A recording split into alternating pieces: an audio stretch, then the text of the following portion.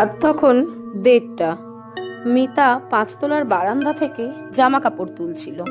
হঠাৎ চোখে পড়ল সামনের ফাঁকা বিল্ডিংটার ছাদের কার্নিশে কেউ একজন দাঁড়িয়ে আছে।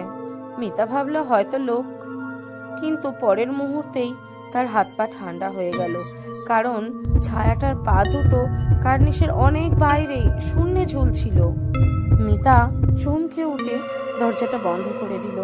ঠিক তখনই বাইরে থেকে ঝুপ ঝুপ ঝুপ ভেজা পায়ের শব্দ। পায়ের ছাপগুলো তার দরজার ঠিক সামনে এসে থামলো। মিতা নিঃশ্বাস বন্ধ করে দাঁড়িয়ে। বাইরে থেকে খুব আস্তে একটা ফিস ফিস, আমার মতো কার্নিশে দাঁড়াবে। মিতা সাহস নিয়ে দরজাটা খুলল, কিন্তু সামনে কেউ নেই, শুধু ভেজা দুটো পায়ের দাগ সিঁড়ির দিকে নেমে গেছে।